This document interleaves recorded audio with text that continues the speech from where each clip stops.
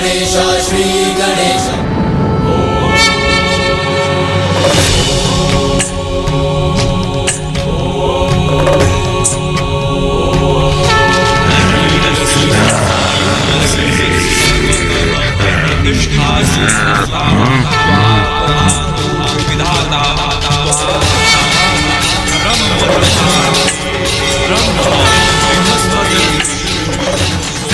ये ध्वनि कहाँ से आ रही है? कौन आ रहा है यहाँ?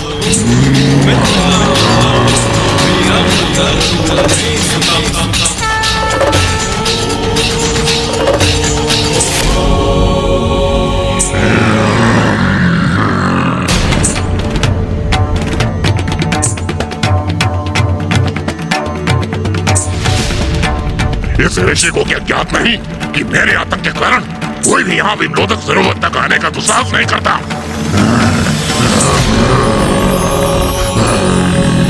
कितना सौम्य, कितना मनमोहक रूप है इन ऋषिवर का। कौन है ये दिव्य ऋषि?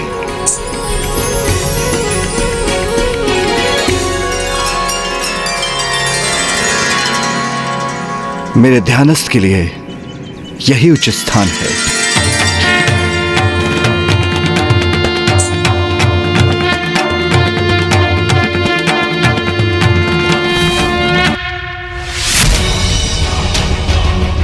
ये ऋषि कोई भी हो, मेरे प्रभाव क्षेत्र में आने का दुस्साहस क्या है इसने, तो मैं इसे भी ताड़ना तो अवश्य दूंगा।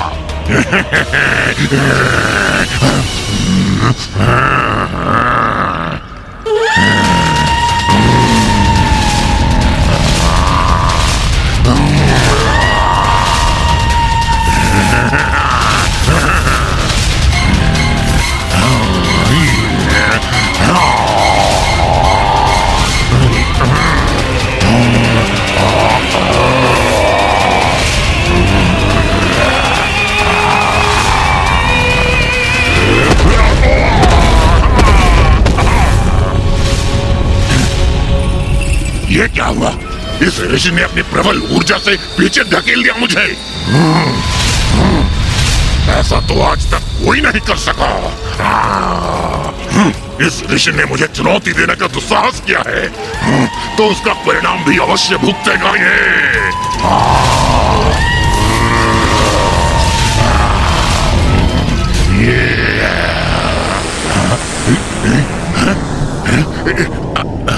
मुझे इतनी निर्मल शांति का, इतने अपार आनंद और सुख का आभास हो रहा है।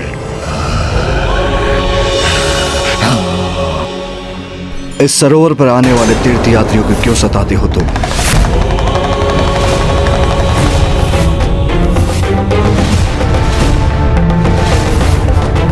तुम्हें दिखाई नहीं देता क्या? मैं एक भटकती हुई आत्मा हूँ। यह मेरा क्षेत्र है, तो यहाँ आए हुए प्रत्येक जीव को मैं क्यों ना सताऊं? मैं पिशाच योनि में होने की पीड़ा सहन कर रहा हूँ। जो भी मेरे क्षेत्र में आएगा उसको भी पीड़ा देने का अधिकार है मुझे भली भांति ज्ञात है तुम कौन और तुम्हारी इस दुर्गति का कारण भी ज्ञात है मुझे। तुम अपने जीवन में गोदावरी नदी के तट पर प्रतिष्ठान नामक स्थान पर निवास करते थे और एक ब्राह्मण होने के बाद भी तुम तीर्थ यात्रियों को सताते थे। तुम्हारे इन्हीं पापों के कारण तुम मृत्युपरांत पिशाच बन गए। और जब तुम्हारे समक्ष एक अपवित्र ब्राह्मण प्रकट हुआ तो तुमने उसके शरीर में प्रवेश कर दिया, क्योंकि ऐसे ब्राह्मण के शरीर में प्रेत पिशाच बहुत सहजता से प्रवेश कर सकते हैं। और उसी ब्राह्मण के माध्यम से तुमने काशी में भी प्रवेश किया।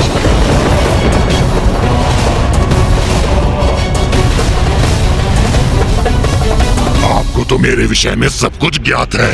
आप अवश्य कोई असाधारण दिव्य ऋषि हैं। तब तो आपको यह भी अवश्य ज्ञात होगा कि यहाँ काशी में जब शिव नाम मेरे कानों में प्रवेश हुआ तो मेरे शेष पाप नष्ट हो गए। और मैं समझ गया कि प्रभु शिव के नाम से ही मेरा उद्धार संभव है। मुझे काशी में प्रवेश तो अवश्य प्राप्त हुआ, किंतु इस पिशाच योनि से मुझे मुक्ति प्राप्त ना हुई। आप सर्व ज्ञाता हैं, तो मुझे इस कष्टप्रद पिशाच योनि से मुक्ति दिलाइए प्रभु। इसका उपाय तो तुम्हारे समक्ष है। इस सरोवर का जल तो आत्मा को निर्मल कर देता है। तुम इसमें डुबकी क्यों नहीं लगाते? मैं डुबकी लगाऊंगा, मुझे मुक्ति मिलेगी। तुम पिशाच हो, तुम्हें जल पान की अनुमति नहीं है। जल का स्पर्श भी तुम्हारे लिए वर्जित है।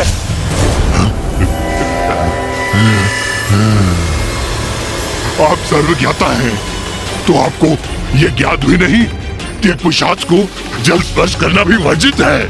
जल के लिए तरस गया हूं मैं। ये सरोवर मेरे समक्ष है, किंतु जल के एक बूंद के निकट तक नहीं पहुंच पा रहा हूं। अब क्या मुझे मुक्ति नहीं मिलेगी?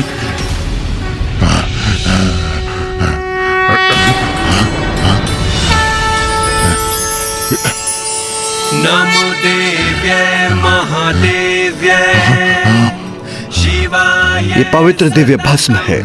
इसका लेप अपने तन पर लगा लो, तो फिर तुम्हारे जीवन में कोई भी बाधा नहीं आएगी और तुम जल में भी प्रवेश कर सकोगे। ये आपका आशीर्वाद आप ही दीजिए प्रभु। रुद्राय नमो नित्याय कार्यधात्रे नमो नमः ज्योत्स्नाय चिन्नुरूपिण्ये। धन्यवाद प्रभु।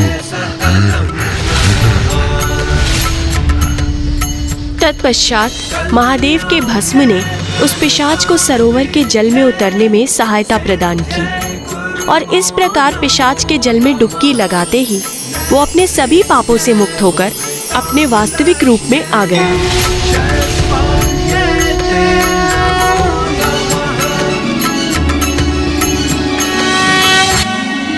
प्रभु,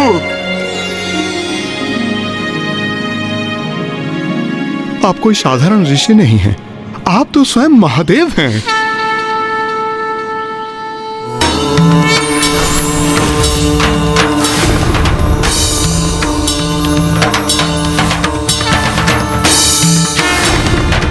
महादेव, महादेव, महादेव।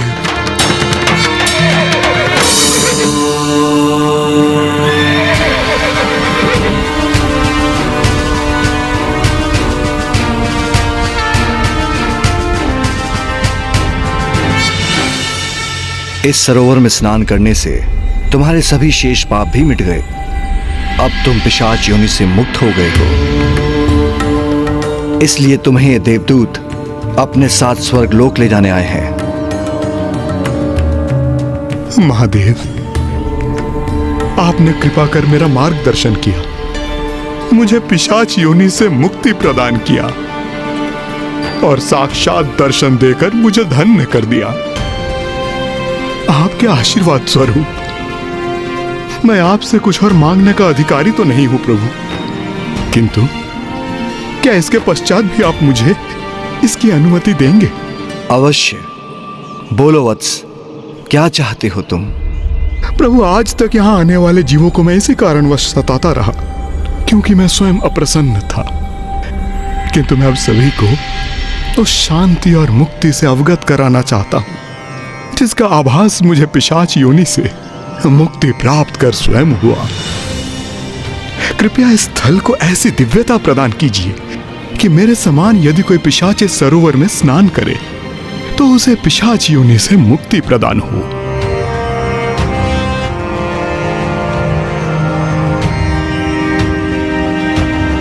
तथास्तु, तथास्तु, तथास्तु।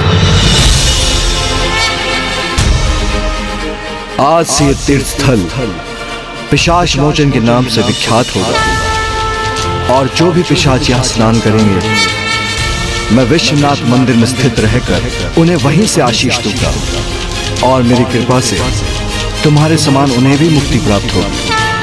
प्रणाम प्रभु।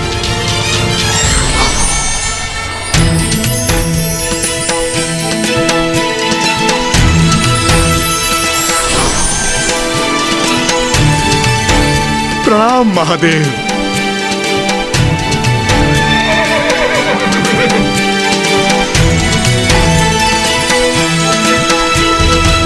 यदि आप दोनों इस पिशाच को विमलोदक सरोवर ले जाएं, तो पिशाच मोचन तीर्थ पर इसकी मुक्ति संभव है।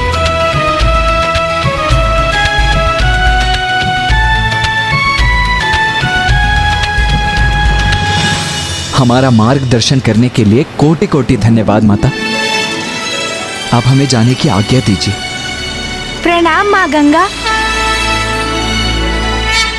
आओ ज्ञानारी।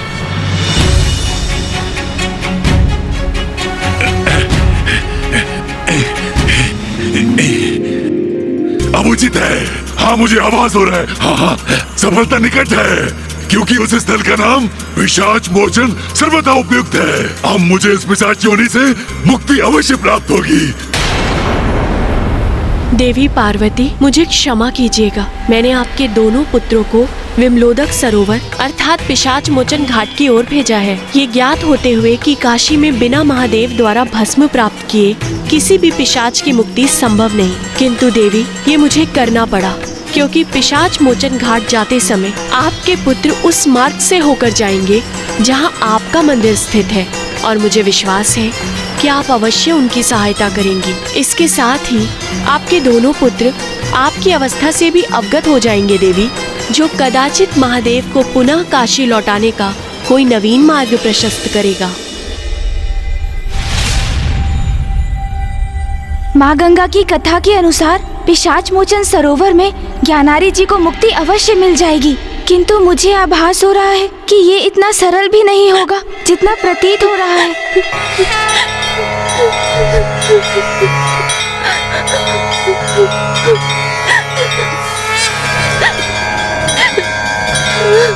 भैया, ये करुण स्वर माता के मंदिर के भीतर से आ रही है।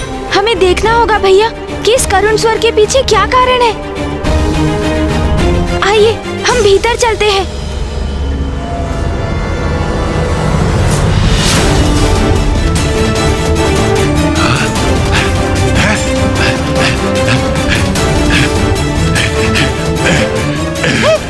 ये तो अनर्थ होने जा रहा है। कहाँ जा रहे हो? मुझे पहले मुक्ति दिलाओ, मुझे विचलित मत करो। रुको, रुक जाओ। तुम्हें इस मंदिर के ड्योढ़े को लांघने की अनुमति नहीं दे सकता मैं, क्योंकि तुम एक पिशाच हो। हाँ पिताश्री, मूषक जी सर्वथा उचित ही कह रहे हैं, और मैं भी सूतक अवधि में हूँ, इसीलिए हमें बाहरी प्रतीक्षा करनी चाहिए।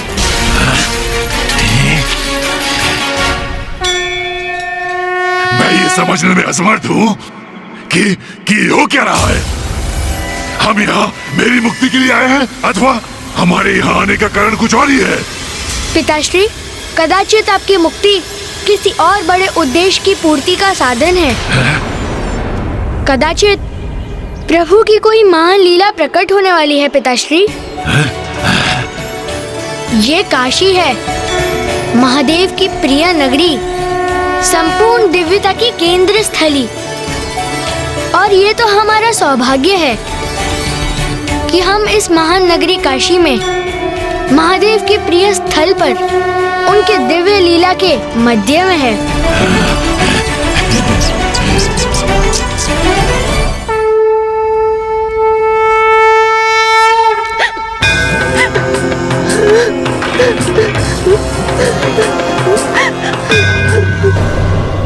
माँ रुदन कर रही है, किंतु क्यों? माता,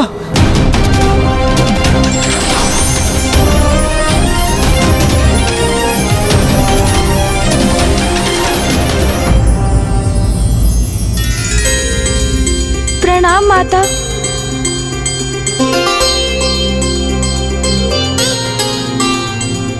अंततः मेरे पुत्र मुझसे भेंट करने आ ही गए। हाँ माँ। माँ, हमें क्षमा कीजिए। कदाचित हमें तो पूर्व में ही आपके निकट आ जाना चाहिए था, किंतु माँ, आप रुदन क्यों कर रही हैं माँ? आप इतनी दुखी, इतनी निराश क्यों प्रतीत हो रही हैं? इसका कारण क्या है माँ? हमें बताइए ना।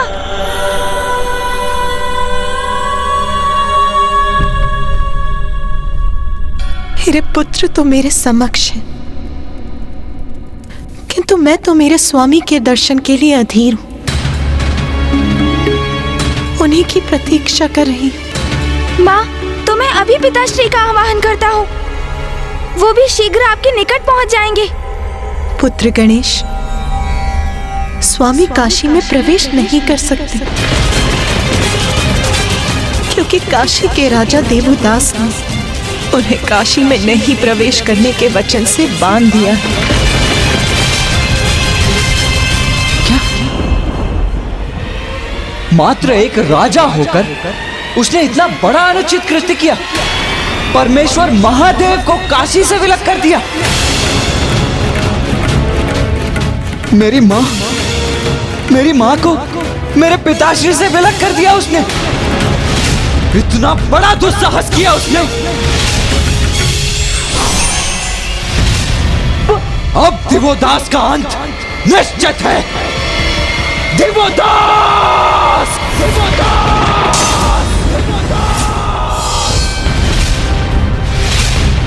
स्वामी, ये तो पुत्र कार्तिकेय की गर्जना थी। किस पर इतना क्रोधित हो रहा है वो?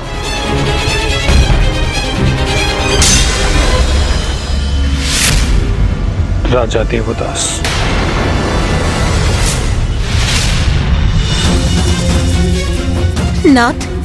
नाथ कार्तिकेय तो देवदास का अंत करने पर तुला है।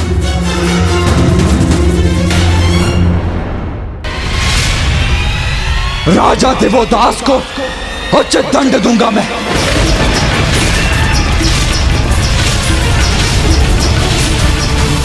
अब देवदास का अंत निश्चित है। पुत्र कार्तिकेय, पुत्र रुको। भैया रुकिए। पुत्र गणेश, पुत्र जाओ और अपने भ्राता को रोको। माँ, भैया तो अति क्रुद्ध है। मैं उन्हें रोकने का प्रयत्न अवश्य करूंगा माँ, किंतु ये भी तो सत्य है कि राजा देवदास ने आपको पिताश्री से विलग होने पर विवश किया, जिसके लिए उन्हें उचित दंड प्राप्त होना ही चाहिए माँ।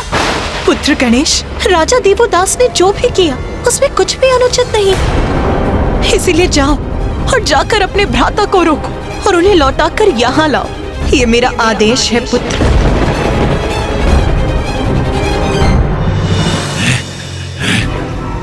गणेश जी और कुमार कार्तिकेय को मंदिर के भीतर इतना समय क्यों लग रहा है? थोड़ा धीरज धरो क्या हमारी? पुनः स्मरण कराओ क्या तुम्हें? एक धीरज का फल मधुर होता है। प्रभु और कुमार कार्तिकेय माता के दर्शन कर उनसे मार्गदर्शन प्राप्त करने ही तो गए थे, एक तुम्हारे लिए, तुम्हें पिशाच योनि से मुक्ति दिलाने के लिए।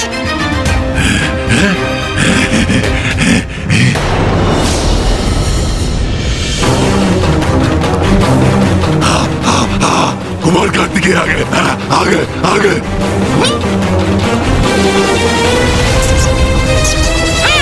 कुमार कार्तिकेय आ तो गए और उनकी भाव भंगिमा से ऐसा प्रतीत हो रहा है जैसे किसी बड़े प्रयोजन के लिए दृढ़ संकल्प लिया है उन्होंने। दृढ़ संकल्प उचित है। मेरी इस पिशाच योनि से मुक्त कराने का दृढ़ संकल्प।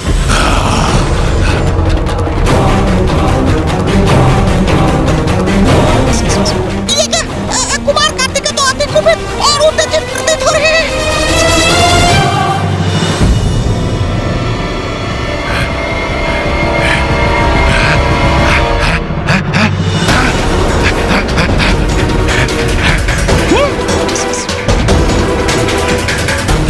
अरे, इन्होंने तो मेरी ओर देखा तक नहीं, तो क्या इनकी उत्तेजना का कारण मेरी मुक्ति नहीं है? भैया रुक जाइए भैया। रुकिए भैया, कृपया सुनिए। क्या हुआ गणेश जी? माता ने कोई उपाय सुझाया आपको? हमें उसके लिए कहीं और जाना है क्या? तो चले। हाँ, कुमार कार्तिकेय के पीछे चले। किंतु वो तो जैसे किसी भीषण युद्ध के लिए आतुर हैं। मूषक जी, सुबोध एवं ज्ञानारी जी, आप सभी यहीं रुकिए, मैं भैया को रोकने जाता हूँ। भैया! यहाँ रुकूं? मुझे कुछ समझ में नहीं आ रहा है। यदि योजना मेरी मुक्ति के लिए है तो मुझे उनके साथ नहीं जाना चाहिए, हाँ? तो फिर ये प्रभु ने मुझे यहाँ क्यों रोक दिया?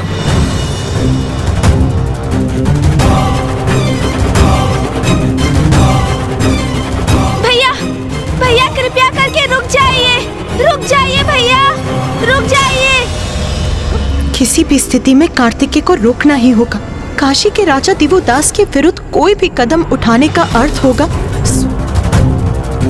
काशी के राजा देवोदास ने महादेव को प्रवेश करने से रोका है, उन्हें काशी में नहीं प्रवेश करने के वचन से बांध दिया है। भैया, भैया कृपया करके रुक जाइए भैया, रुक जाइए।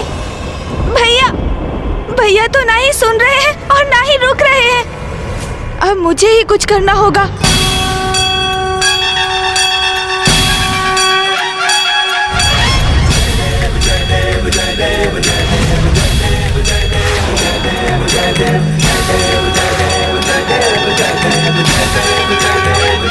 भैया रुक जाइए, कृपया कर रुक जाइए। आज उस दिवोदास को उचित पाठ सिखाने से कोई नहीं रोकेगा मुझे, तुम भी नहीं। हट जाओ मेरे मार्ग से।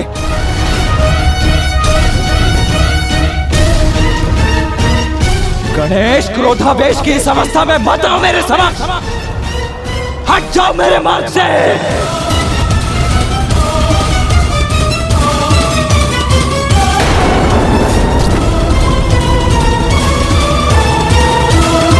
भैया रुक जाइए, आप राजा दिवोदास को क्षति नहीं पहुंचा सकते।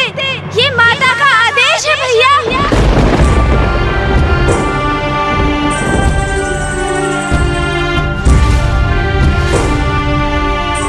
हाँ भैया, माता ने इसी क्षण आपको उनके समक्ष लौटने को कहा है। ये भी उनका ही आदेश है। माँ, आपने मुझे दिवोदास को दंडित करने से क्यों रोक दिया? पुत्र, क्योंकि दंड तो अपराधी को दिया जाता है और राजा दिवोदास ने तो कोई अपराध नहीं किया।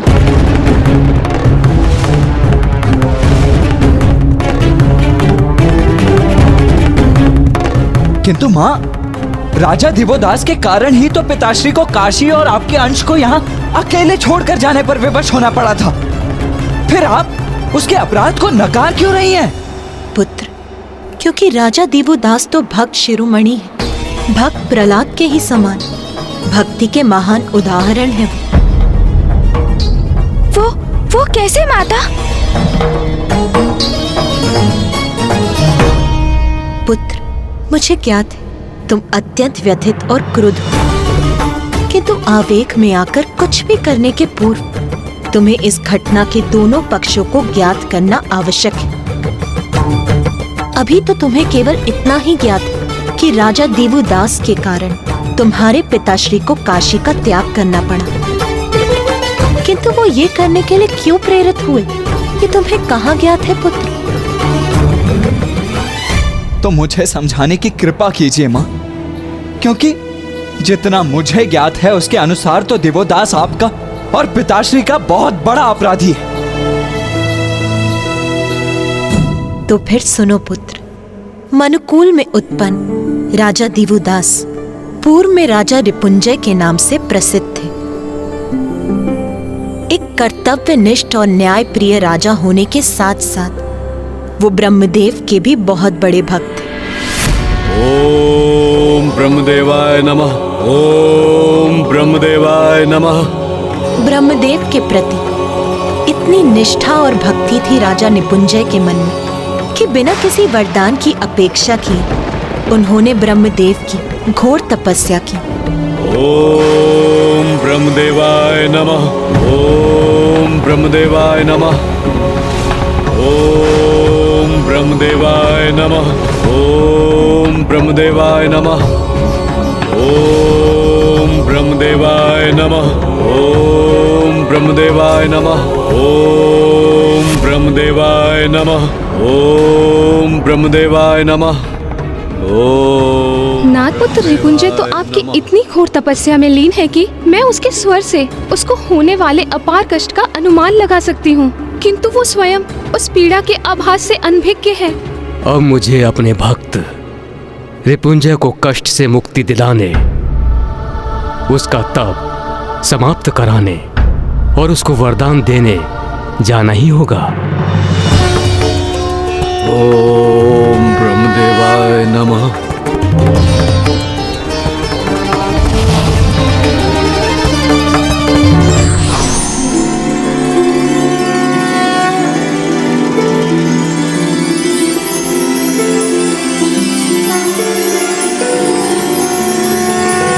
वत्स रिपुंजय, तुम्हारा तप पूर्ण हुआ। अपने नेत्र खोलो राजा रिपुंजय।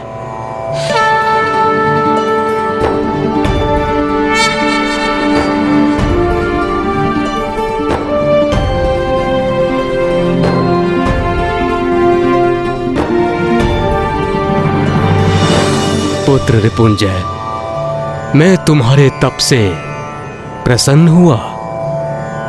कहो, तुम्हें क्या वरदान चाहिए?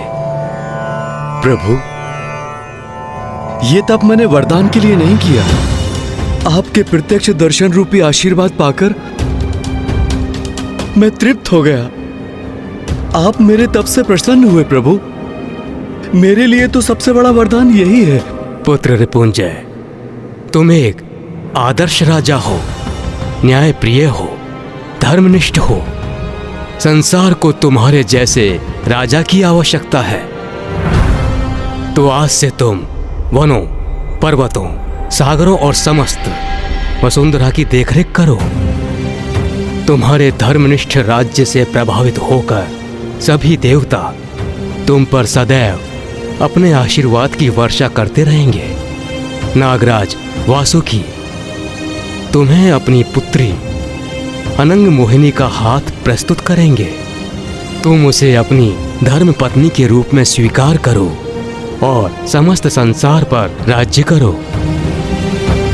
देवो दशयंती युत्पत्ति के अनुसार आज से मैं तुम्हारा नवीन नाम देवोदास भी देता हूं। प्रभु, प्रभु, आपकी आज्ञा का पालन करना तो मेरा परम सौभाग्य होगा, किंतु मैं अपनी राजधानी कहां स्थापित करूं? वत्स देवोदास, तुम धर्माचरण पर अड़िग रहने वाले पराक्रमी राजा हो। तुम्हारा राज्य तुम्हारे प्रति धर्म की अटूट निष्ठा पर ही आधारित होगा। तुम्हारे राज्य में देवताओं की सहायता से संसार में समृद्धि रहेगी। चहुं दिशाओं में शांति, प्रसन्नता और धर्म के प्रकाश का विस्तार होगा। इसलिए तुम्हें तो ऐसे स्थान पर स्थित होकर राज्य करना चाहिए जो तुम्हारे धर्मोचित राज्य के परम प्रतीक के समान हो। मैं तुम्हें वरदान देता हूँ कि तुम काशी में स्थित होकर संसार के राजकाज का कार्यभार संभालोगे।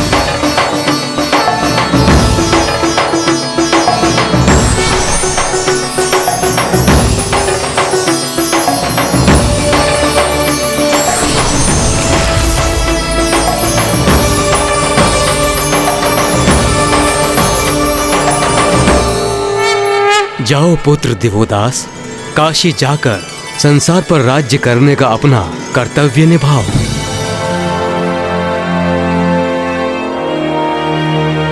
क्या हुआ पुत्र?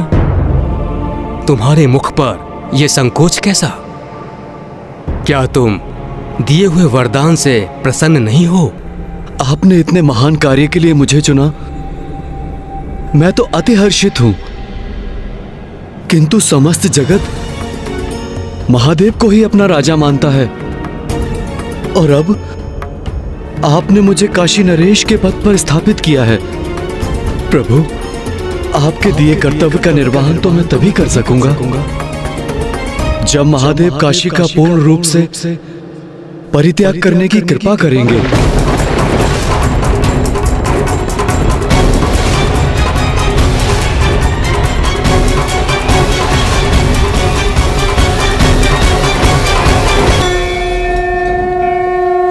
महादेव,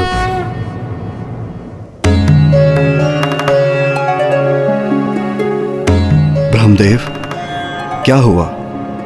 आप इतने चिंतित क्यों हैं? महादेव, मेरी चिंता बड़ी विकट है। उसके निवारण हेतु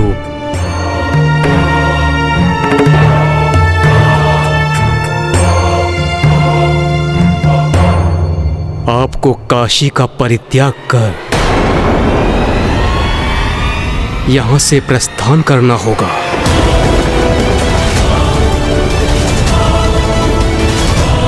ये आप क्या कह रहे हैं ब्रह्मदेव?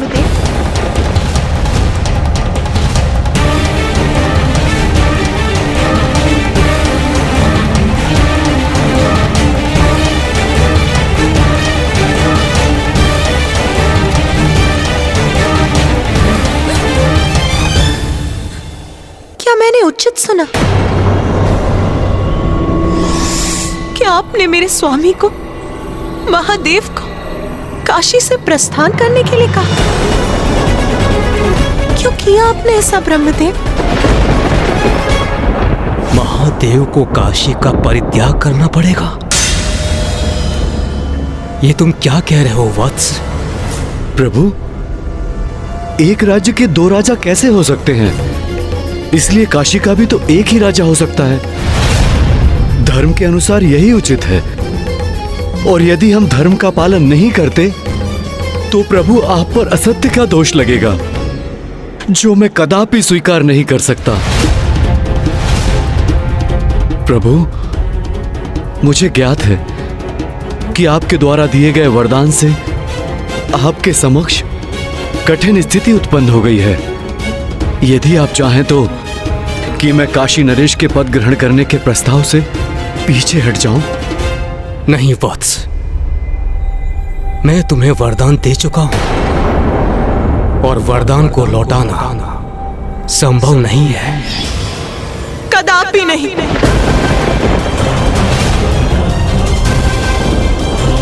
ब्रह्मदेव, ये ज्ञात होते हुए कि महादेव काशी के नाथ, आप अपने भक्त को इतना बड़ा वरदान कैसे दे सकते हैं?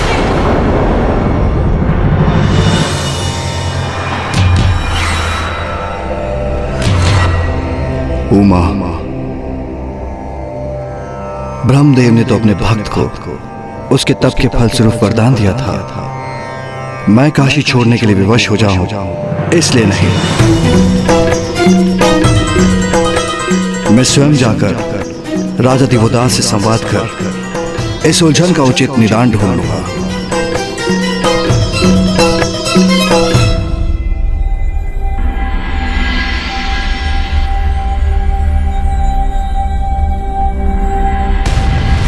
राजा दिवोदास।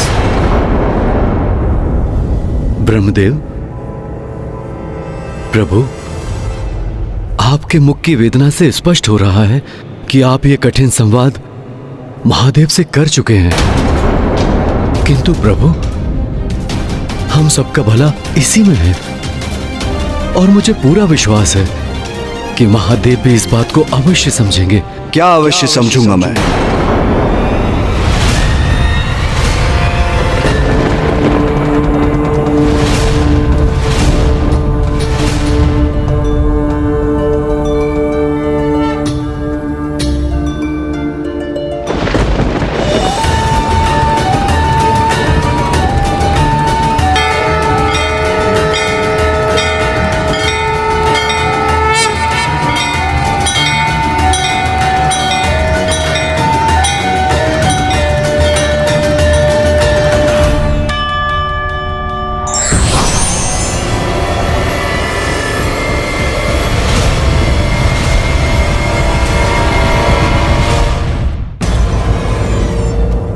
प्रणाम महादेव, प्रणाम नारायण, प्रणाम देवगण।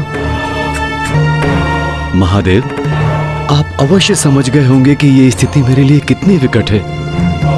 विकट तो अवश्य है देवदास, ये तो तुम्हारे लिए नहीं, स्थिति अब हमारे लिए विकट हो गई। ब्रह्मदेव ने तुम्हें उंगली के आदि पकड़ने के लिए तुमने तो आगे बढ़कर उनका संपूर्ण हाथ ही पकड़ लिया। वाह देवदास वाह, आज तक हम सबको ये विश्वास था कि तुम एक नेक और सदाचारी मनुष्य हो, किंतु वो भ्रांति थी हमारी। तुम तो सत्ता लोलुप प्रमाणित हुए। सुनो दिवोदास, तुम अपनी मर्यादा भंग कर रहे हो। महादेव काशी का परित्याग करें, ये सुझाव भी देने का दुस्साहस कैसे किया तुमने? मात्र एक तुच्छ राजा होकर तुम ये निर्धारित कैसे कर सकते हो कि काशी में रहने की अनुमति किसे है और किसे नहीं?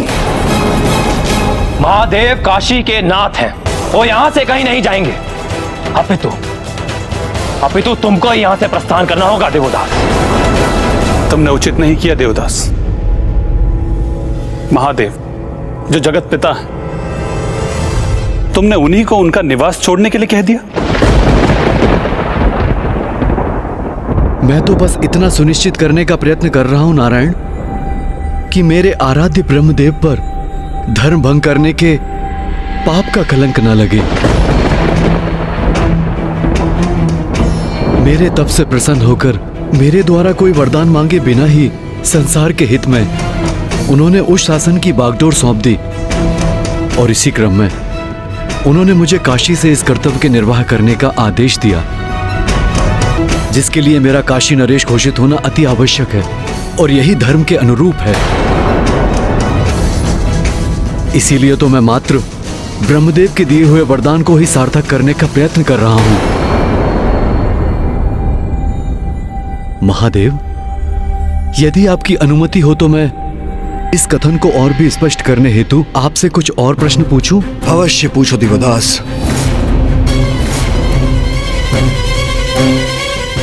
तो मुझे ये बताने की कृपा करें शशि शेखर कि ये सत्य है अथवा असत्य कि कोई भी वरदान एक बार दिए जाने के उपरांत लौटाया नहीं जा सकता?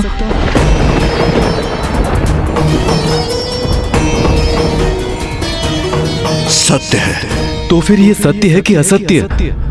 हे शूलपाणी, कि किसी भी राजा को एक नगर पर भली भांति राज करने के लिए उसकी प्रजा के मन में उसके प्रति सम्मान की भावना होनी चाहिए अथवा नहीं होनी चाहिए? सत्य है। तो हे भक्त वत्सल, क्या ये सत्य है अथवा असत्य कि आज समस्त देवगण मेरे विरुद्ध इसलिए हैं क्योंकि आज मैंने दिवोदास ने, जिसे ब्रह्मदेव ने काशी नरेश के पद पर स्थापित किया है, उनसे एक निवेदन किया है। निवेदन किया? देवदास, तुम्हें निवेदन का अर्थ भी ज्ञात है?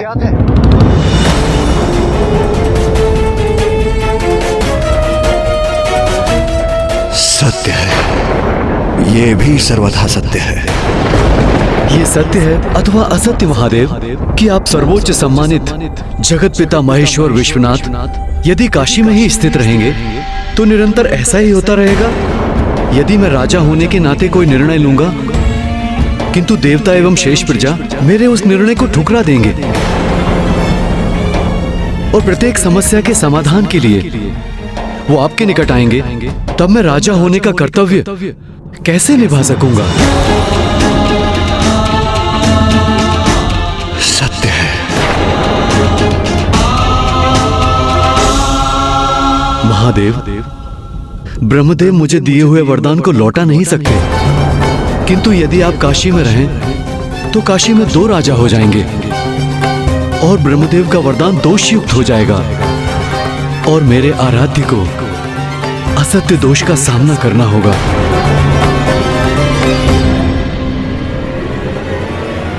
ब्रह्मदेव के वचन का मान रखने की कृपा कीजिए महादेव।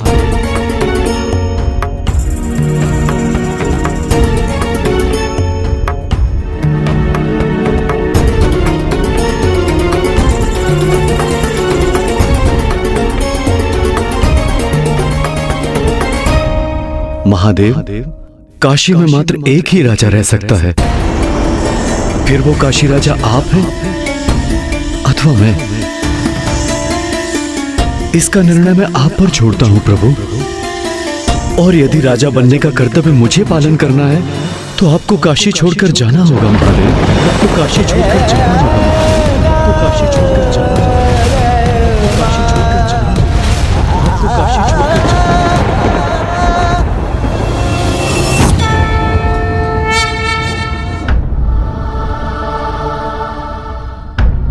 स्वामी, स्वामी लौट आए।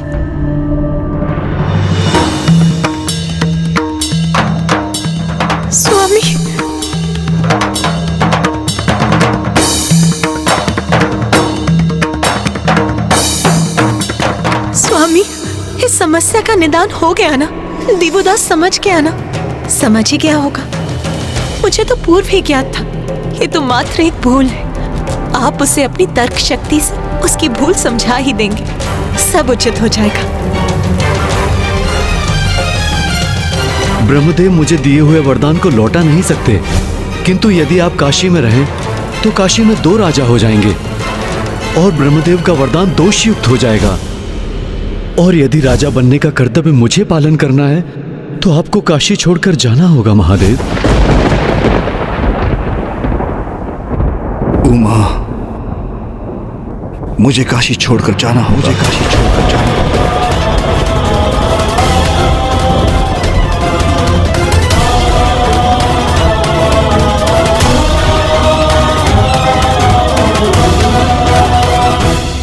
हमें ज्ञात है काशी से पिताश्री के जाने के पश्चात आप अवश्य ही बहुत दुखी और संतप्त होंगी माता, किंतु हमें उन्हें काशी लौटाने का कोई ना कोई मार्ग निकालना ही होगा।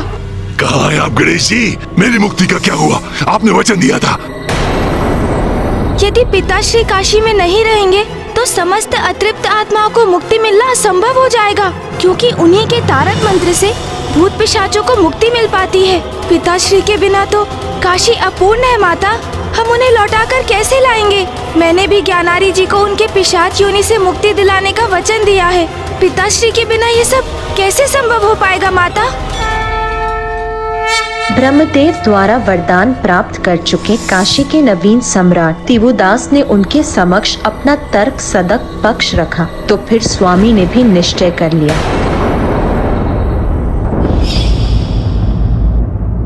उमा, मुझे काशी छोड़कर जाना होगा।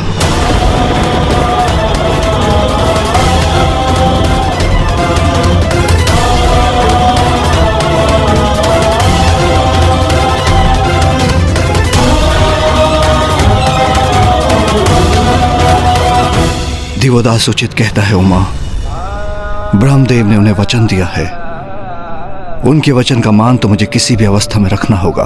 उचित है नाथ, मैं भी आपके साथ चलूंगी। हम कैलाश लौट चलेंगे। चलिए स्वामी। नहीं उमा,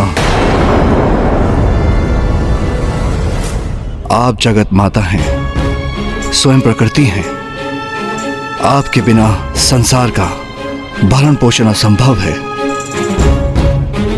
देवताओं के अभाव में संसार की रक्षा हेतु आपका यहां उपस्थित रहना अति आवश्यक है। मुझे काशी छोड़कर जाना होगा। आपको अपने निवास, अपने स्थान पर दृष्टि बनाए रखने के लिए यहां रहना आवश्यक है।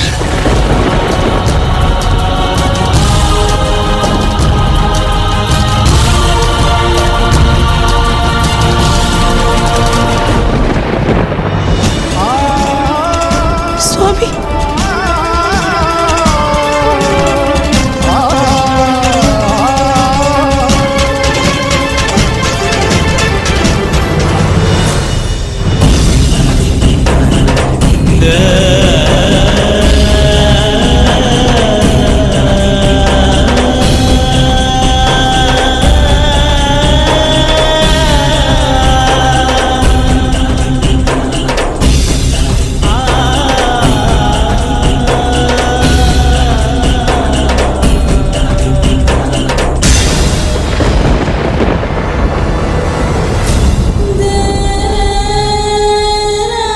ब्रह्मदेव ने उन्हें वचन दिया है, उनके वचन का मान तो मुझे किसी भी अवस्था में रखना होगा। मुझे काशी छोड़कर जाना होगा।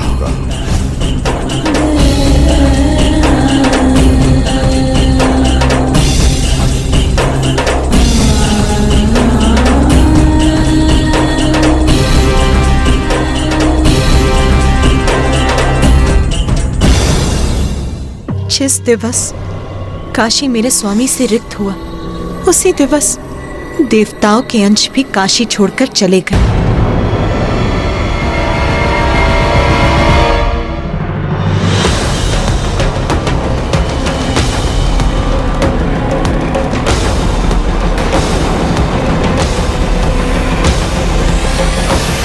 जिन्हें मुझसे कैसा अनर्थ हो गया महादेव। मेरे वरदान का मान रखने हेतु आप अपनी प्रिय काशी के साथ साथ देवी आदि शक्ति को भी छोड़कर जाने के लिए विवश हो गए हैं। और इसी कारण अन्य देवताओं के अंश भी जिनका वास काशी में था वो भी अपने स्थान से रिक्त हो गए।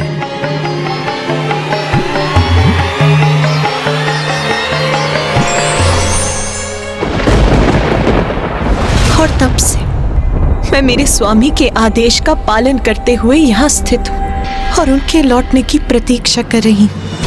ये कैसी विडंबना है माँ।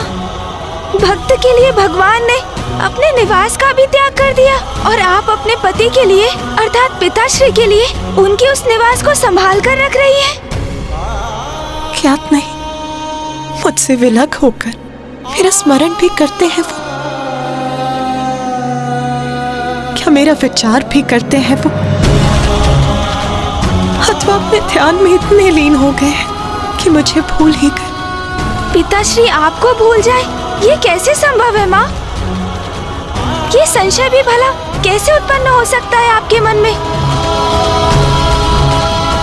मुझे स्मरण है जब हमने काशी आने की अनुमति मांगी थी तो पिताश्री कितने आनंदित और उत्साहित थे। क्या मैंने उचित सुना? गणेश ने काशी नगरी का नाम लिया क्या? किंतु उनके उस उत्साह का कारण अब समझ में आ रहा है मुझे। ये सब तो पिताश्री की ही लीला है। उन्हें तो आरंभ से ही ज्ञात था माँ कि ज्ञानारी जी को पिशाच योनि से मुक्ति दिलाना तो मात्र एक कारण था। मेरे और भैया के यहाँ आने का और आपकी और पिताश्री के अंश के वियोग से अवगत होने का, और हमारे यहाँ आगमन का वास्तविक कारण तो पिताश्री के अंश उनकी प्रिय काशी लौटाने का उपाय ढूंढना है। माता, माता, माता, माता। ये तो ऋषि जगेश्वी है। माता, ऋषिवर, ऋषिवर, ऋषिवर, ऋषिवर उठिए।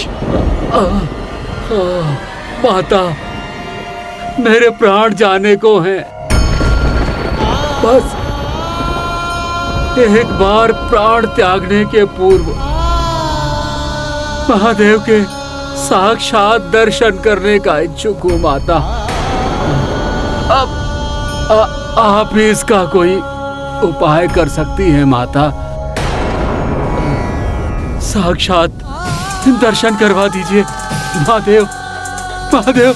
ऋषिवर स्वयं को संभालिए। गणेश, जल लेकर आओ। हाँ भैया, अभी लाया।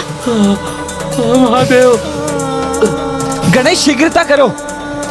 ऋषिवर। हाँ भैया, ये लीजिए जल, ये लीजिए ऋषिवर, जल ग्रहण कीजिए। ऋषिवर लीजिए, लीजिए जल ग्रहण कीजिए।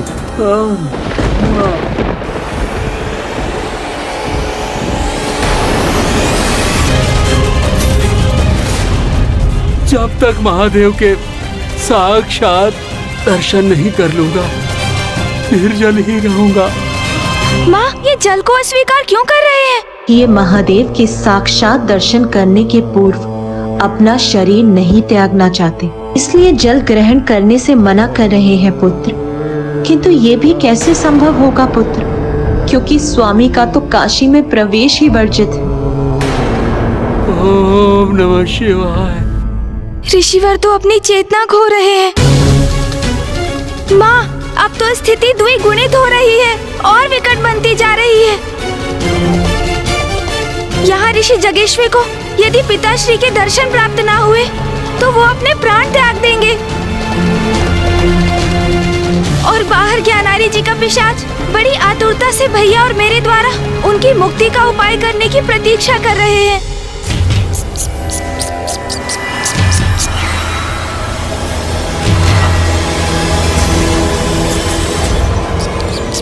और आप भी यहाँ एकाकी इतने समय से पिताश्री के अंश की प्रतीक्षा में व्याकुल है माँ। माँ, आपकी पीड़ा दूर करने के लिए हमें सर्वप्रथम पिताश्री को काशी लौटा कर लाना होगा। तत्पश्चात हम दूसरी समस्याओं का भी शीघ्र समाधान कर लेंगे। पुत्र कार्तिकेय, पुत्र गणेश, ये समय मेरी व्यथा पर विचार करने का नहीं है। इस समय तुम्हारे लिए तुम्हारा कर्तव्य ही सर्वोपरि है।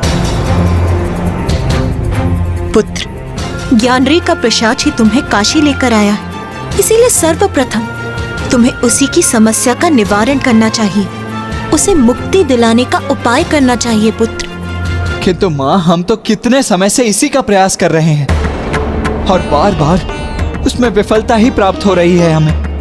हाँ माँ, पिताश्री यहाँ नहीं है तो काशी में पिशाच योनि से मुक्ति तो असंभव है, और यदि काशी में उन्हें मुक्ति प्राप्त नहीं हो सकती तो फिर हम कहाँ ले जाएंगे उन्हें माँ?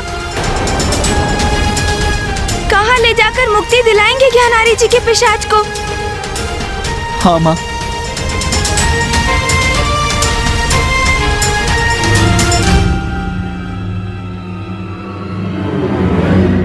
गया गया गया, उसे गया ले जाओ पुत्र, वहीं उसकी मुक्ति संभव है।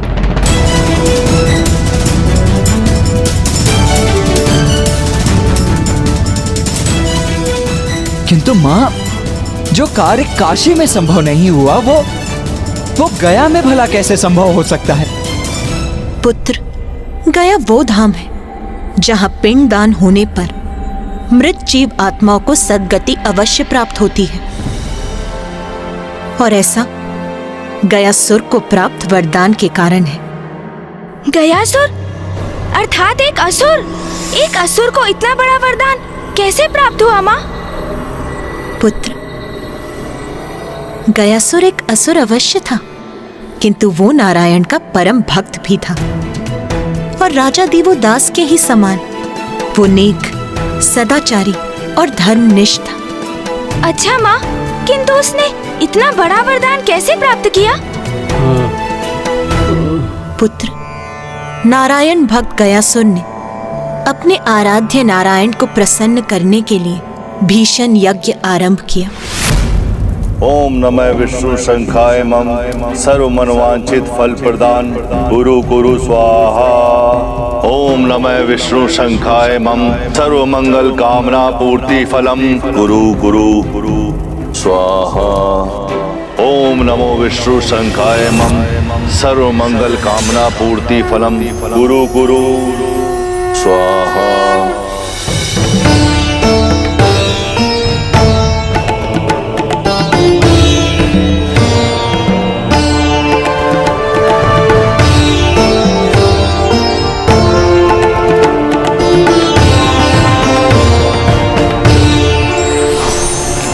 पुत्र गयासुर,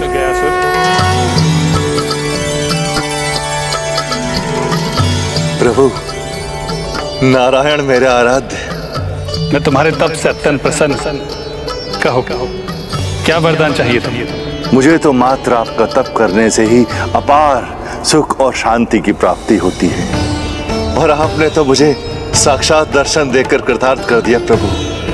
आपके दर्शन ही मेरे लिए वरदान स्वरूप है प्रभु, और आपकी आज्ञा का पालन करना मेरा धर्म है प्रभु। यदि आप मुझे वरदान देना ही चाहते हैं तो मुझे निरंतर भाव से तप करने की शक्ति दीजिए प्रभु, और मुझे यह वरदान दीजिए कि जब मैं आपकी तपस्या में लीन हूं उस समय जो भी जीव मुझे स्पर्श करे या मेरे दर्शन करे वह यमराज और उसके दूतों के बंधन से मुक्त हो जाए, उन्हें मोक्ष की प्राप्ति हो और वो वैकुंठ गमन के अधिकारी हो। तथास्तु, तथास्तु।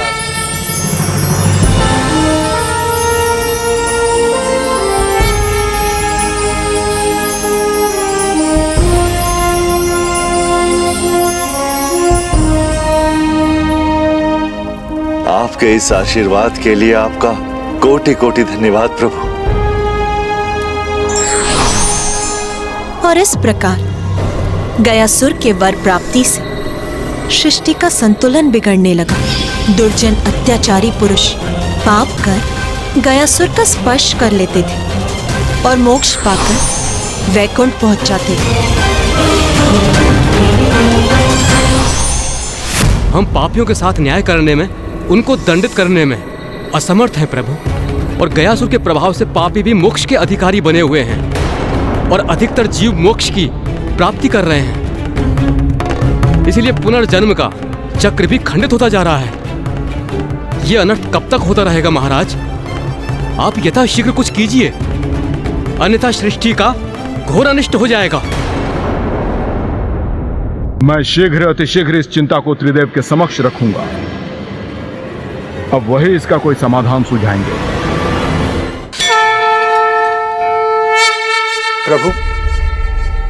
प्रभु, आपने जो गयासुर को वरदान दिया है, प्रतीत होता है कि किसी को भी पुण्य प्राप्त करने की आवश्यकता ही नहीं होगी। यज्ञ आदि में किसी की भी रुचि नहीं है। प्रभु, समस्त देवताओं का हविष्य आहार प्राप्त होना बंद हो गया है। कुछ कीजिए प्रभु, सभी देवता निर्बल होते जा रहे हैं।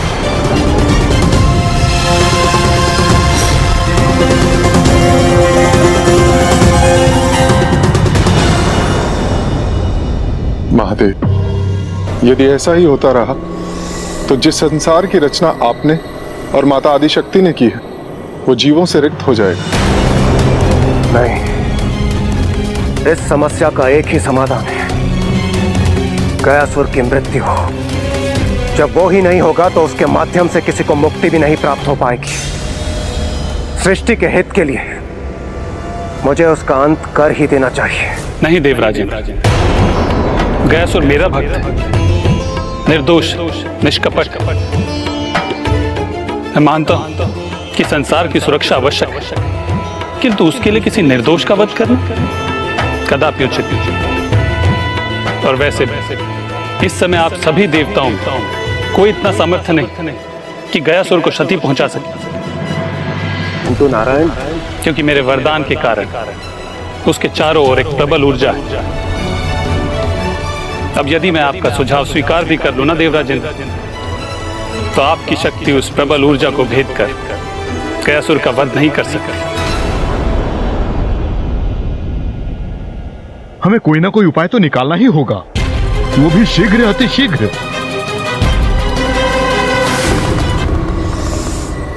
मेरे पास एक उपाय है।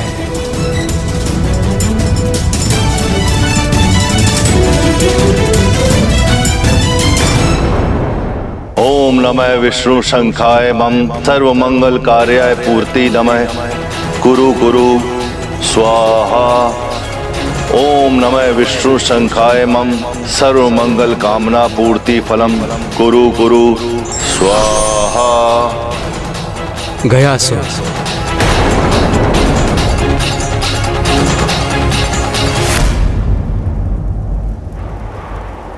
प्रणाम ब्रह्मदेव। मुझे ज्ञात है कि नारायण की तपस्या से ही तुम अति आनंदित हो। तुम्हें मुझसे अथवा किसी और से कोई वरदान नहीं चाहिए, किंतु मुझे तुमसे एक वरदान चाहिए। आप जो चाहे मांग ले ब्रह्मदेव। मैं तपस्या के मध्य जो भी मेरे वश में है वो वरदान देने के लिए प्रतिबद्ध हूं।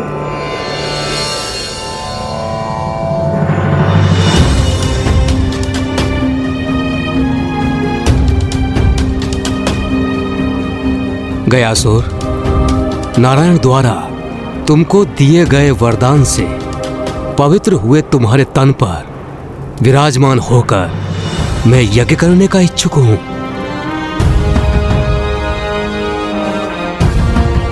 अवश्य प्रभु, यह तो मेरा सौभाग्य होगा।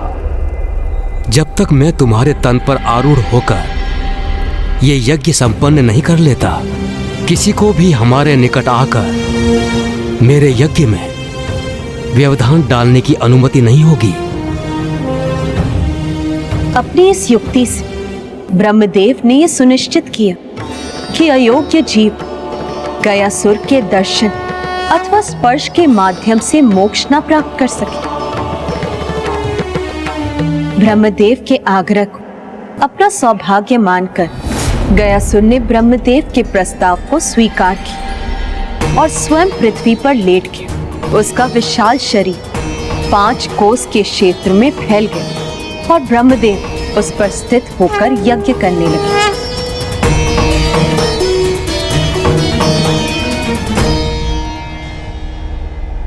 ब्रह्मदेव अनंत काल के लिए गयासुर के तन पर बैठकर यज्ञ नहीं कर सकते। एक समय के पश्चात उनका यज्ञ पूर्ण होगा और उसके बाद गयासुर पुनः उठकर तप करने लग जाएंगे और सभी जीवों को पुनः उनके निकट जाकर मोक्ष प्राप्ति का मार्ग प्राप्त हो जाएगा। मेरे विचार से हमें ब्रह्मदेव की सहायता करनी चाहिए। हाँ, यही उचित होगा।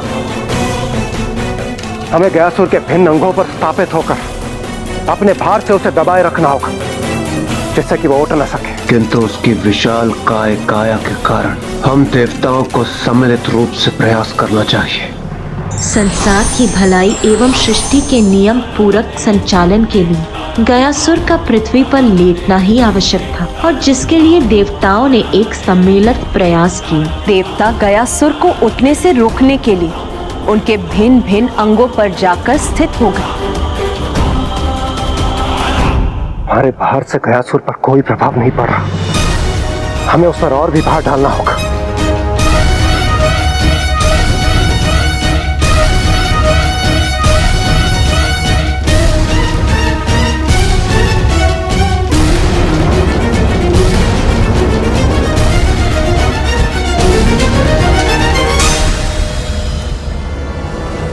हम सभी ने अपनी संपूर्ण शक्तियों का प्रयोग कर लिया, किंतु फिर भी हम गयासुर पर नियंत्रण पाने में असमर्थ हैं। इससे चिंतित सभी देवता महादेव का आवाहन करने लगे और अंततः महादेव उन सभी के समक्ष प्रकट हुए।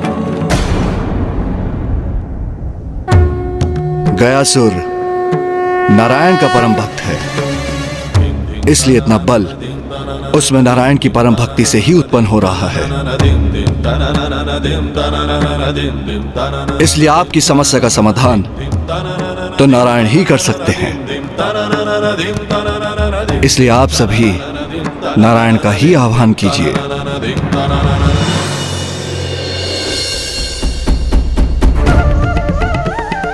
ओम नमो नारायणाय नमः। ओम नमो नारायण नमः। ओम नमो नारायण नमः। ओम नमो नारायण नमः।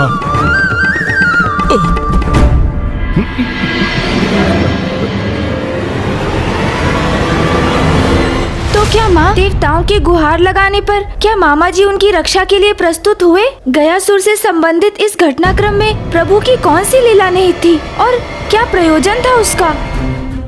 यज्ञ की पूर्ण आहुति करनी पड़ती है, इसलिए मुझे भी इस यज्ञ की समाप्ति करनी होगी। तथा सभी देवता महादेव की सहायता के लिए प्रार्थना करने लगे और अंततः महादेव प्रकट।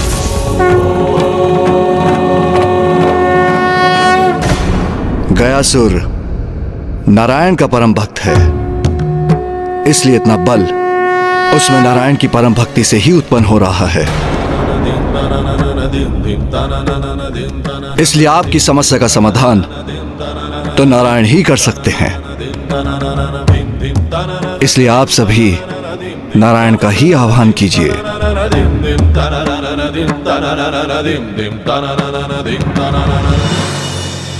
ओम नमो नारायणाय नमः।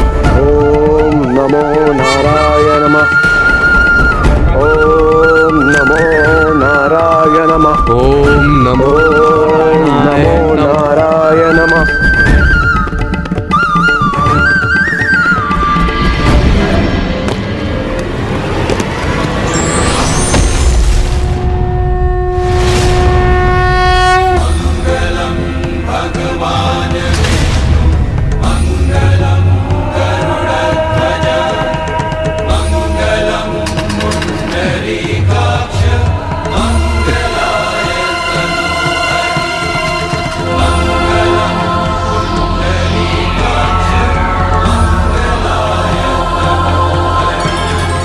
हे प्रभु, मैं तो आपके चरणों के तले स्थान पाकर धन्य हो गया।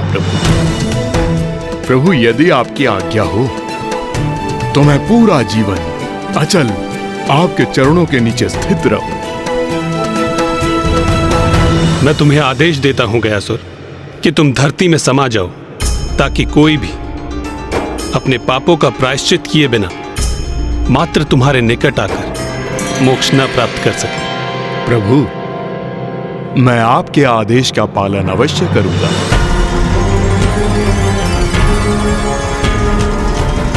तुम्हारे इस त्याग से मैं अत्यंत प्रसन्न हूं। मांगो गयासुर, वरदान मांगो। मैं तो आपका भक्त हूं प्रभु, और आपके भक्त को किसी भी स्थिति में मात्र जन कल्याण ही सूझता है।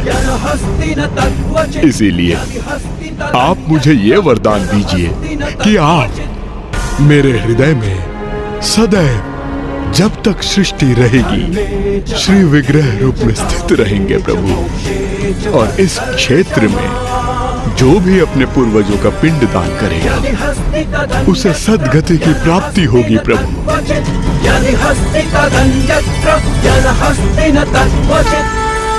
तथास्तु, तथास्तु, तथास्तु। गयासुर, मैं तुम्हें वरदान देता हूं कि भूमि में समाने के पश्चात तुम्हारे शरीर के ऊपर की भूमि को पवित्र गया भूमि कहकर पुकारा जाएगा, और जो कोई भी अपने पूर्वजों का पिंडदान इस भूमि पर करेगा, उसके पितरों को सद्गति प्राप्त होगी। और जिस दिवस इस पावन भूमि पर पिंडदान होना बंद हो गया, उस दिवस तुम्हें धरती के ऊपर आने की अनुमति होगी। मुझे मनोवांछित फल देने के लिए धन्यवाद प्रभु। अब कृपा कर आपके आदेश का पालन करने में मेरी सहायता कीजिए प्रभु।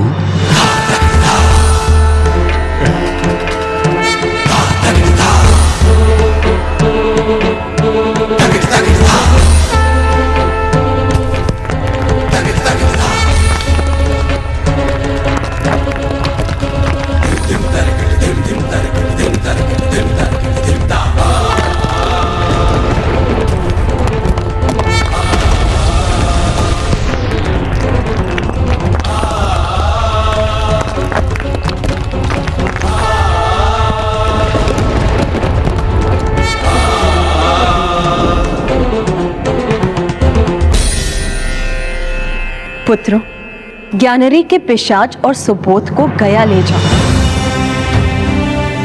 वहां सुबोध से उसके पिता का पिंडदान करवाओ और उसे पिशाच योनि से मुक्त कराकर ज्ञानरी को दिए अपने वचन को निभाओ। उचित है माता। हमारा मार्गदर्शन करने के लिए आपका धन्यवाद माता।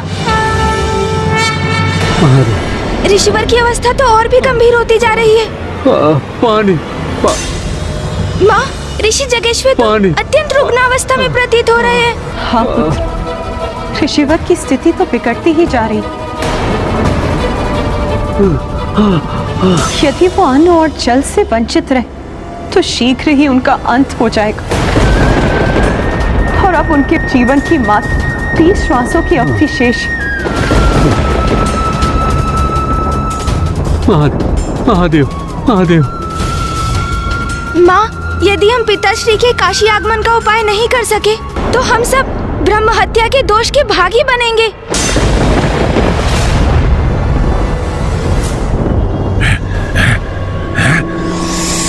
सर्वप्रथम गणेश जी कुमार कार्तिकेय मंदिर के भीतर गए, फिर अचानक बाहर आए और तीव्र गति से कहीं और चले गए, फिर लौट कर आए और मंदिर के भीतर चले गए। और अभी भी मंदिर के भीतर ही है।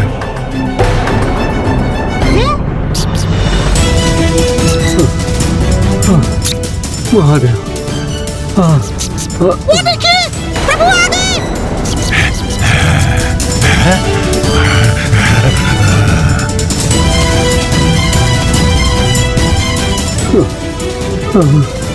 महादेव, महादेव। पिताश्री, प्रभु गणेश जी और गुरुदेव तो लौट रहे हैं, किंतु वो अपने साथ किसे ला रहे हैं? महादेव,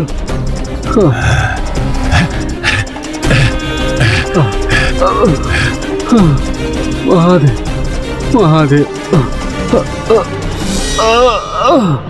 ओम नमः शिवाय, ओम नमः शिवाय, ओम नमः शिवाय, ओम नमः शिवाय, ओम नमः शिवाय।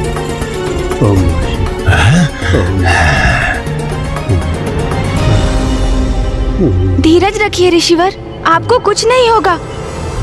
ओम नमः शिवाय। ऋषि है, माता के मंदिर से आ रहे हैं। अवश्य माता ने उन्हें मेरी सहायता के लिए भेजा होगा। ओम नमः शिवाय। प्रभु गणेश जी, गुरुदेव, ओम नमः शिवाय। ये ऋषि मुझे अस्वस्थ प्रतीत हो रहे हैं। मैं इनके लिए अभी जल लेकर आता हूँ। नहीं वत्स सुबोध, तुम रुको। ज्ञानारी जी, ऋषि जगेश्वर अभी अत्यंत गंभीर अवस्था में है और वो तब तक अन्न और जल ग्रहण नहीं करेंगे जब तक उन्हें पिताश्री के साक्षात दर्शन नहीं हो जाते। इसमें आपको क्या कठिनाई है गणेश जी? आप तो स्वयं महादेव पुत्र हैं। आप उनका आह्वान करेंगे तो अवश्य प्रकट होंगे। नहीं ज्ञानारी, पिताश्री का यहाँ काशी में प्रवेश करना संभव नहीं। हमें कैलाश जाकर किसी उपाय से पिताश्री को ऋषि जैगेश्वर के लिए यहाँ आने के लिए सहमत करना होगा, क्योंकि ऋषिवर के जीवन की रक्षा का बस यही एकमात्र उपाय है। तो फिर मेरी मुक्ति का क्या होगा? माँ ने स्पष्ट किया है। तुम्हारी मुक्ति के लिए हमें गया जाना होगा।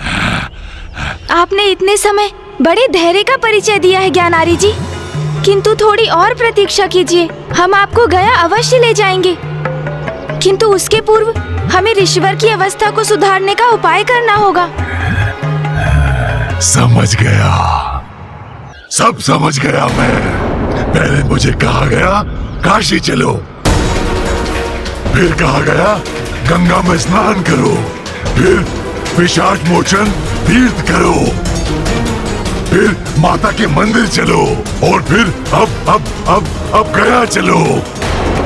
यहाँ चलो, वहाँ चलो, ये करो, वो करो, और अब आप दोनों ने इस ऋषि की अवस्था का दायित्व उठा लिया। इनके प्राण जाने को है तो महादेव के दर्शन होना चाहिए, तो इनके प्राणों की रक्षा होगी। मैं तो पूर्व से ही मृत हूँ और एक मृत पिशाच की समस्या इस जीवित ऋषि के कष्ट से कम महत्वपूर्ण है। मेरी समस्या से ऊपर मैं किसी की समस्या को स्वीकार नहीं करूंगा। ये ऋषि तो स्वयं अपने प्राण त्यागने को आतुर है, ये उनका आर्ट है, तो क्यों ना मैं ही उनकी सहायता कर दूं। मैं ही उनके प्राण ले लेता हूं। जब इनके प्राण ही शेष नहीं रहेंगे तो इनकी समस्या का स्वतः ही अंत हो जाएगा। अब इनकी आत्मा और मुझे दोनों को गया ले जाइएगा और वहां हम दोनों का विधिवत श्राद्ध और पिंडदान करवा दीजिएगा। हम दोनों ही मुक्त हो जाएंगे।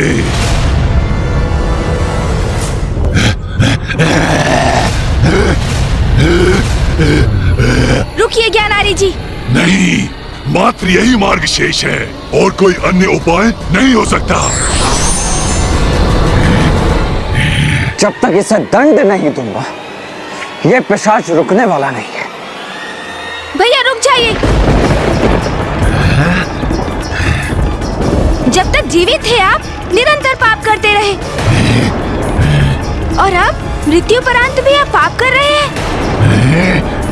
हत्या करने जा रहे हैं, वो भी एक तपस्वी ऋषि की।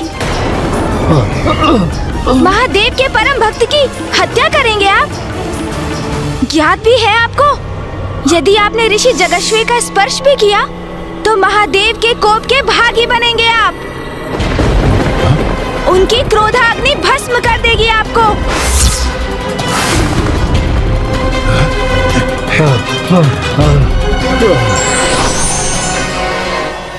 ये निराशा के प्रभाव में मैं क्रोध के आवेग में बह गया, किंतु मुझे जो चाहिए उसके लिए मुझे कितनी और प्रतीक्षा करनी होगी? ज्ञानारी जी, आपको अपने लक्ष्य की प्राप्ति में विलंब हो रहा है। इसका अर्थ ये तो नहीं कि आप किसी अन्य के प्रति हिंसक हो जाएंगे। एक दुर्बल अस्वस्थ ऋषि पर आक्रमण कर बैठेंगे। गणेश जी, कुमार कार्तिकेय, मैं कुशल हूँ, मैं अशक्त अवश्य हूँ, किंतु मेरी पीड़ा इस पिशाच की पीड़ा की तुलना में कुछ भी नहीं। आप मेरी चिंता मत कीजिए, मेरी तो भक्ति में ही शक्ति है। मेरा विश्वास है कि महादेव और माँ जगत जननी मेरा कुछ अनिष्ट नहीं होने देंगी। हाँ ऋषिवर, आप सत्य कह रहे हैं।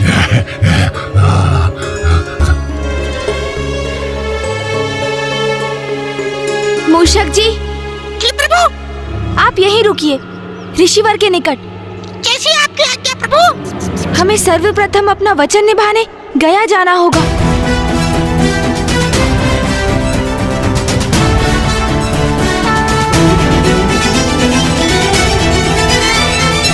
माता, आपको इस प्रकार काशी में एकाकी छोड़कर जाने का मन तो नहीं कर रहा है, किंतु आपके आदेश का पालन करने हेतु सर्वप्रथम हम ज्ञानारी जी की सहायता करने, उन्हें पिशाच योनि से मुक्ति दिलाने उन्हें गया ले जाएंगे। हम ज्ञानारी जी को शीघ्र मुक्ति दिलाने का प्रयास करेंगे, जिससे शीघ्र यहाँ आकर आपको एवं पिताश्री को मिलाने का प्रयास कर सके। माँ, मैं भी बड़ी अधीरता से उसी दिवस की प्रतीक्षा कर रही हूँ पुत्र, जब स्वामी के अंश से पुनः मेरा संयोग होगा।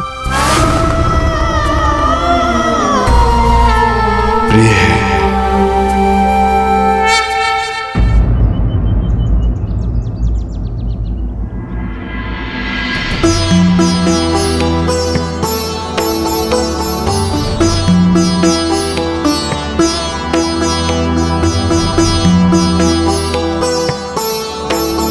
यहाँ मेरे समान मुझे अतृप्त आत्माएं दिखाई दे रही हैं, अर्थात ये वही स्थान है जहां मुझे मुक्ति प्राप्त होगी। माता का सुझाव सर्वथा उचित था। हाँ।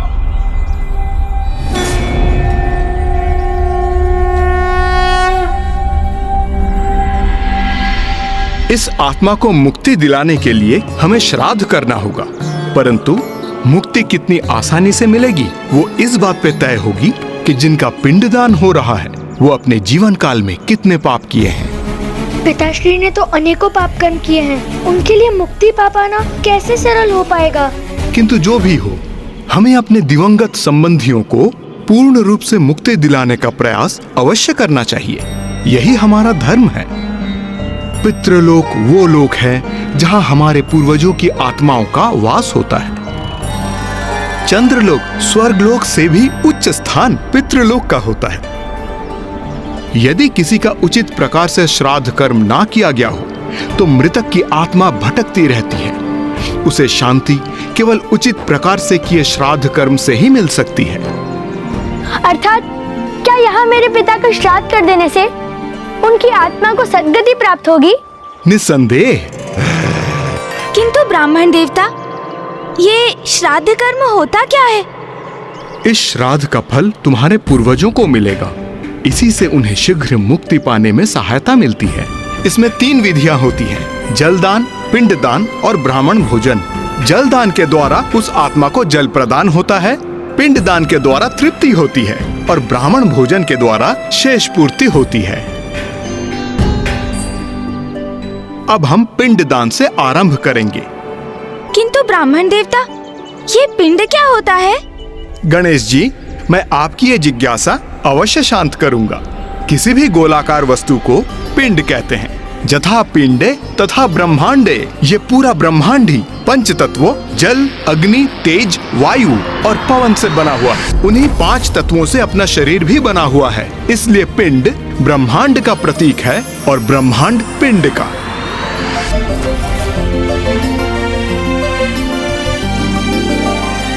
यहाँ तक कि हमारा शरीर भी एक पिंड ही है, और पितरों का पिंडदान इसलिए किया जाता है ताकि उनका पिंड अर्थात इस शरीर रूपी पिंड से आसक्ति छूट जाए और वो आगे की यात्रा आरंभ कर सकें और दूसरा पिंड या दूसरा शरीर या मोक्ष पा सकें। ब्राह्मण देव, हम पिंडदान का महत्व तो समझ गए, किंतु ये जल तर्पण क्यों आवश्यक है? मृत व्यक्ति की आत्मा को जल की बहुत प्यास होती है, किंतु उसे किसी भी जल के स्रोत के निकट जाने की अनुमति नहीं होती है। इसलिए उसके पुत्र द्वारा दिया गया जल उसकी प्यास बुझाता है और वही जल वो आत्मा ग्रहण करती है। इसलिए जल का तर्पण परम आवश्यक है।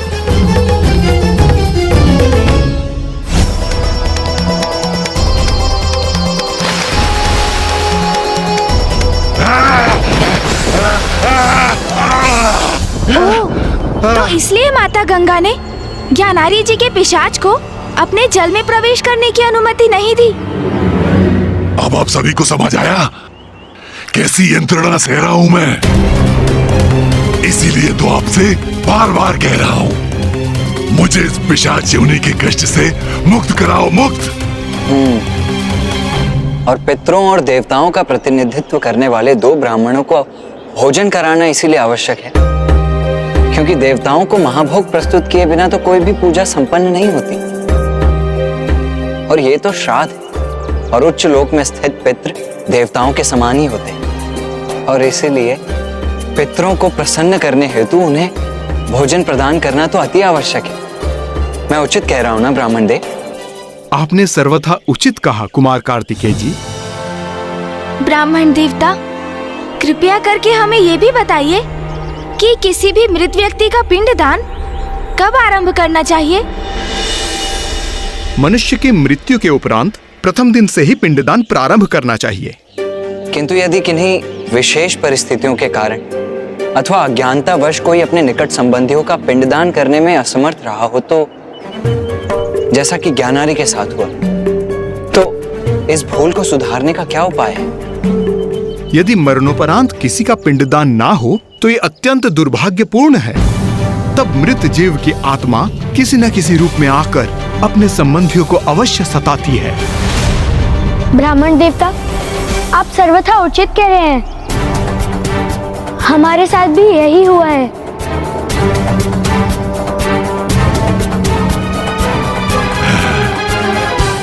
किंतु समस्या का निवारण भी संभव है। गया की पावन भूमि है वो समाधान। जिस आत्मा का पिंडदान मृत्यु के समय नहीं हो सका, उस आत्मा का पिंडदान इस गया में संभव हो सकता है और पिंडदान होते ही उस मृत शरीर की आत्मा का अपने मृत शरीर से मोह भंग हो जाएगा और उस पिंडदान के प्रभाव से उसे एक नवीन शरीर प्राप्त होगा जिसके द्वारा वो उत्तम लोकों की यात्रा करेगी। नवीन शरीर अर्थात ब्राह्मण देवता? मृत्यु परांत प्रथम दिवस से जैसे ही पिंडदान की विधि आरंभ होती है, तभी प्रतिदिन उस आत्मा के लिए एक नवीन शरीर उत्पन्न होने लगता है और ये प्रक्रिया 10वें दिवस में जाकर समाप्त होती है। नवीन शरीर? तो क्या मुझे भी नवीन शरीर प्राप्त हो जाएगा? फिर मुझे मुक्ति पाने की क्या आवश्यकता है? इस नवीन शरीर को यातना शरीर कहते हैं। यातना शरीर? किंतु उसे यातना शरीर क्यों कहा जाता है ब्राह्मण देवता?